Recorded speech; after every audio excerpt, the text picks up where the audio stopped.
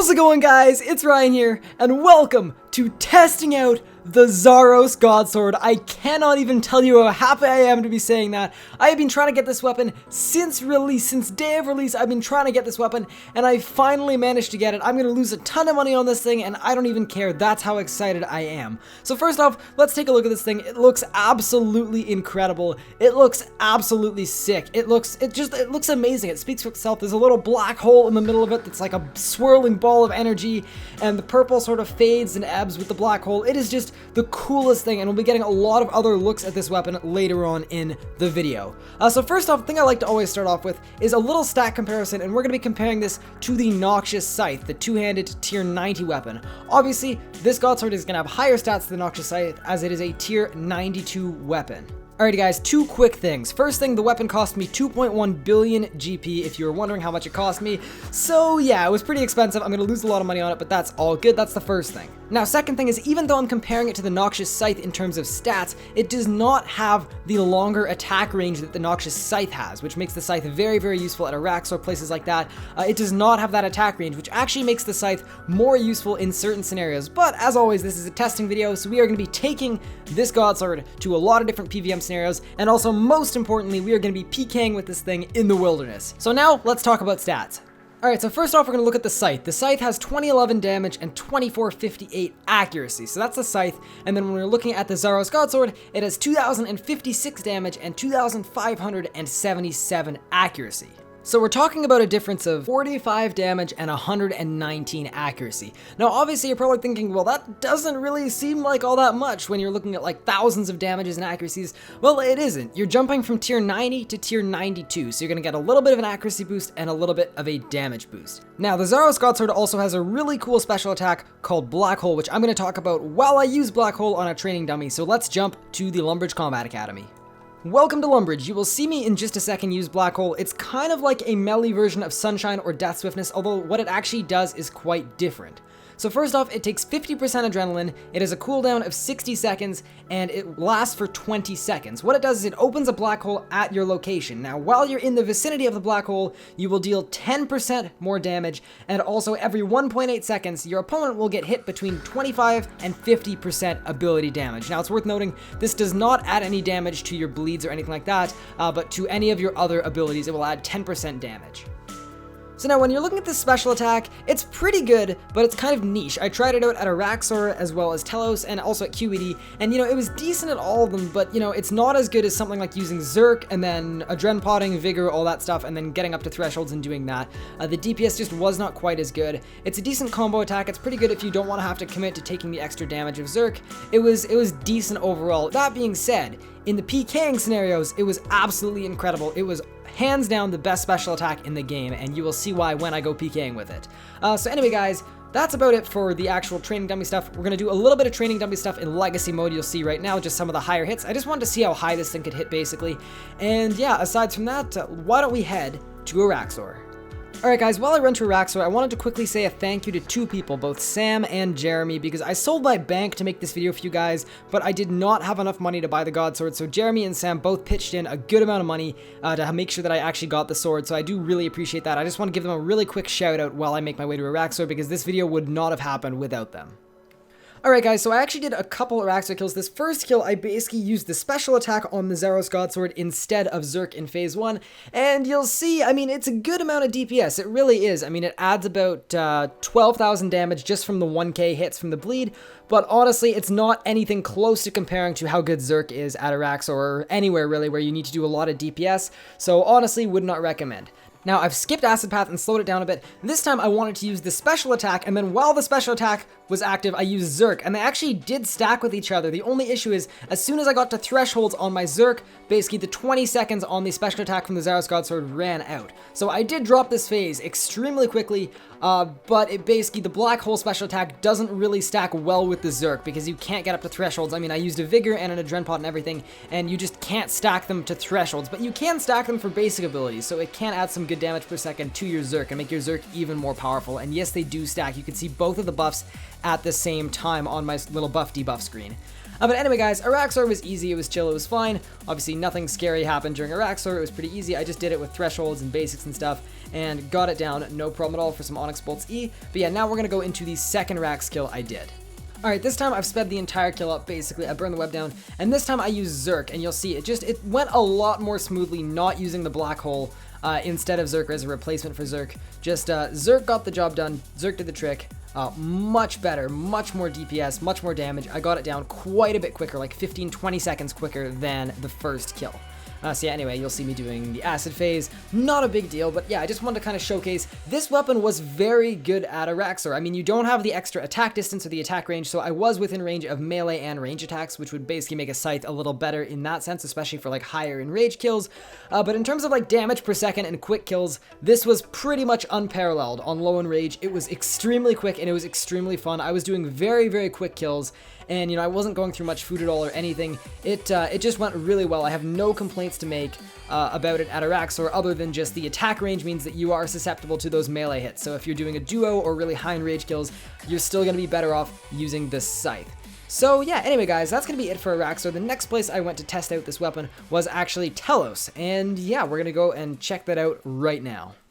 Alright, so now here's what I thought about it at Telos. I was expecting it to be incredible, and I had my hopes up a little bit. I thought, you know, there's a chance that this just lets me get over some threshold of accuracy, and it's just insanity, and just nothing ever misses, and the DPS is incredible. By the way, this is fairly low in rage Telos, only at 25% in rage. I wanted to test out at low in rage just to see how it would go, and honestly, you'll see me do a Blackhole right there. It worked. It was decent. It was alright. It wasn't like incredible. It didn't blow my mind. It was good. It was, you know, I've done a lot of Scythe kills. It was very similar to a Scythe kill. It didn't feel massively different. The only difference is I used Blackhole a couple times and it was alright. But, you know, nothing incredible at Telos with this weapon. Now, I've got really high expectations for the staff at Telos, but for the sword, I mean, it's decent. The other thing that's a bit of a hassle is, once again, that attack range is getting in there, because especially in Phase 3 at Telos, you can have a lot of trouble sort of luring the boss and standing in the beams properly, and yeah, it can cause some problems. So, you know, at Telos, I'd give it like a 7 out of 10 based on the expectations and based on the cost of freaking 2.1 billion GP. It definitely worked, and you'll see my P3 right here, and it went fine, and I dropped the P3 pretty quickly. I even used the special attack, and it added some damage while in the beam, which was cool, but, you know, it wasn't life-changing. It was very similar to a Scythe. Like, you would not notice all that much of a difference. The accuracy was a little better, and the accuracy was quite nice, but it wasn't, like, life-changing, if that makes any sense. But anyway, guys, that's the end of the Telos kill. The last thing that was really, really nice about using this weapon at Telos is it cleared the minions extremely easily. Obviously, you just Hurricane, Quake, Cleave, and all the minions were down, which is super nice, but once again, you can do the same thing with a Scythe. You have those same abilities, and they hit almost the same with the Scythe. So, you know, was it really that worth it? Meh, not really. It was okay. So anyway, guys, that was the end of Telos. Now I'm going to quickly go through one Queen Black Dragon kill. Now, I know Queen Black Dragon isn't the boss you'd think to, like, test a super high-level max tier weapon and be like, this is a good benchmark, but I wanted to test out, I wanted to see if the special attack would actually hit the Queen Black Dragon, stuff like that, so that is what I went and did right now.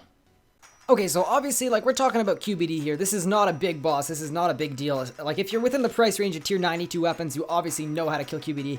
But yeah, it was really, really nice, and actually something cool happened, which is that QBD actually went resistant to melee attacks in Phase 3, and I actually still had very little problems hitting. I hit just fine. I didn't really miss at all, 1 or 2 misses, which is really nice, because at QBD becomes very tanky very quickly. So, you know, it did get you over that threshold, but obviously you don't want to buy this weapon for QBD. I just wanted to test it out, and also I tested out a Blackhole on the QBD, and it did actually work, so it was cool. Just wanted to check and see if it actually worked and actually hit the head, if the head was within range of it, and yes, I can confirm that it did. Alright guys, so this weapon took a little bit of getting used to. It took me basically 2 deaths before I figured out how to use it properly, but once I learned how to use it properly, it's literally, no joke, the best weapon for PvPing in RuneScape by far. It is absolutely insane. Just everybody died. This is one of my favorite times I've ever had on this game, if not my favorite time ever on this game. I had an absolute blast PKing, so I do hope you guys enjoy the PK commentary. Without further ado, let's jump right into it. Alrighty guys, I've got a fight with this guy and he's using Vuln and not Vengeance, so he's probably just a dead man. It's gonna happen so quick, probably. I'm just gonna sit here in AFK and just do insane damage with this spec. Here we go, and you are dead. Good fight. That was like a 4-hit. Thank you so much for the fight. I appreciate it. You dead, son. That was so much fun. That was incredible. And he's actually got like 700k loot. I feel really badly. But yeah, if you do not have Vengeance, you are gonna get absolutely rinsed. That was so much fun. That special attack is absolutely OP. I'll see if that guy wants his loot back or something. But yeah, that was great. The spec, it just combos so hard because it's like it adds an extra 50 or 60 damage to every single attack, and you deal 10% extra damage on top of it. So like you're just doing insane deeps. Alright guys, here's my prediction. I'm gonna get dropped by a Dragon Longsword special attack. That's what I think is gonna happen. But yeah, good luck to you, Sarah. Hopefully this goes well. Look at these hits though. Almost dead already. If I had a Granite Maul spec, you're dead. 3 hit. Oh my freaking goodness. That is insane. This special attack is so good. So first thing it does is it breaks the Vengeance. Second thing it does is it adds a bleed. Third thing it does is it adds 10% damage. You want some of this, Seismosaurus? You want some of this? Let's go then. Let's go, baby. Guys, I am so happy with Jagex and what they did with this weapon. I have to say that. It may not be the greatest PVM weapon of all time, but I feel like they've made it specifically for PKing. And that is so cool, because here's the thing. The only really big downside to PKing with a two-handed weapon like this is that you can kill yourself on a Vengeance, but their special attack breaks Venges. It breaks Venges for you. Like, that is insane that it does that, and it can still hit super high. It's totally overpowered, don't get me wrong, but the fact that you can nullify the Vengeances with the special attack, it's incredible. So anyway guys, I'm gonna get another fight. Alrighty guys, I have a fight with a lovely individual by the name of Computer. Let's jump right into this one. I'm gonna do the same thing I did last time. I'm gonna start off with a special attack. So yeah, that's probably the best strategy to go with so that I break Vengeances and I don't end up one-hitting myself. So yeah, let's jump right into it. Good luck, man. Let's go, break the Venges, and then break all the future Venges. You're dead.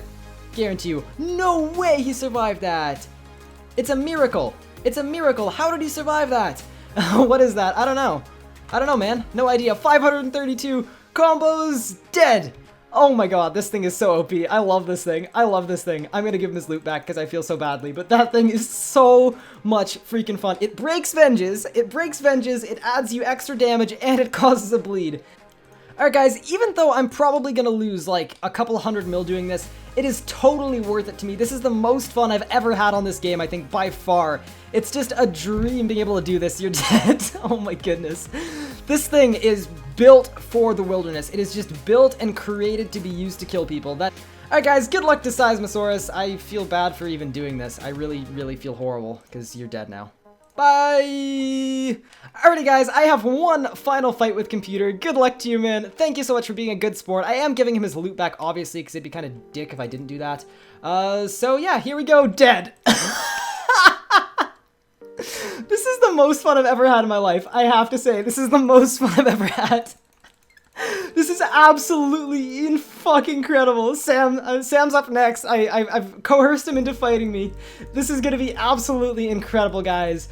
This is a dream. This is why I like making videos and being a YouTuber. It's not about the loot. It's just about sharing this ridiculous new weapon with you guys. This thing is the most fun weapon I've ever PK'd with in my entire life, and like it's not even a close first place. This thing is built for killing people. It's insane. Oh, fuck me, gone.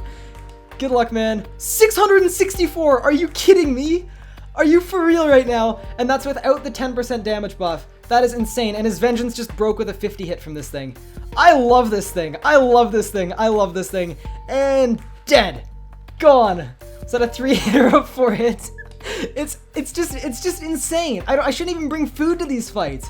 It is that insane. Alright guys, good luck to Sam. Let the hype train chug. Oh man, I could die right here. I'm gonna do one of those really quick. Break the Venge with the bleed, and you're dead. 642 with an 82. Oh my goodness, and I think we smited him for an AGS. No, we didn't smite him for an AGS. He just knows I'm giving him the loot back. Never mind, because he had a Chaotic Spear. Good fight. I think that was that a legit 2-hit? I think that was a 2-hit. That's just insane. You know, I comboed him like a 750. You know, there's nothing you can do with that. And it can actually hit higher than that as well, which is like even more silly than that. Like you could hit, you know, because it adds 10% damage if you're within the, whatever it is, the black hole. It adds 10% damage, so you could probably spec, like, I don't even want to know. It's probably nasty. You could probably get an 100 bleed. So you could bleed 100 and then probably hit like an 800. So you could probably hit 900 hit points with this thing. That is absolutely mental. Alrighty guys, I've got one more fight with Sam here, and actually when I killed him last time, he dropped me some weapon poison, which I am now going to use to kill him.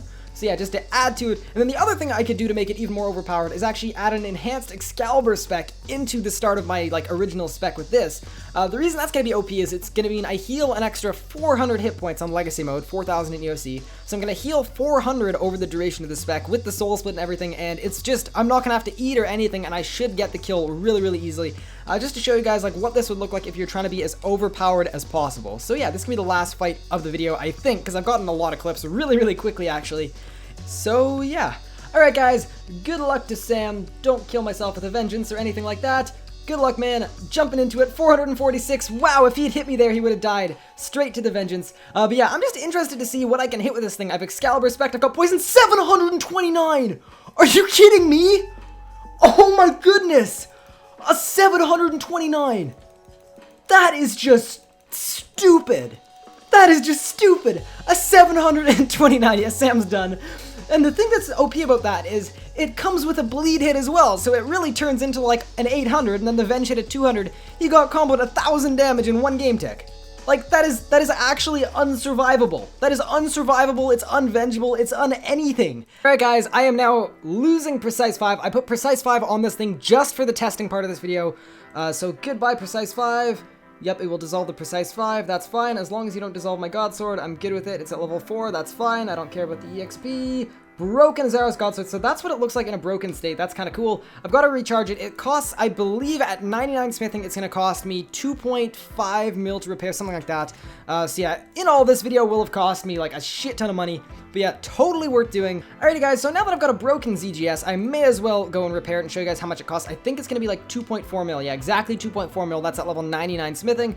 If you did it at Bob, it would be exactly twice that, as far as I know. So yeah, there we go, 2.4 mil gone, and we have a completed fixed Zaros Godsword now.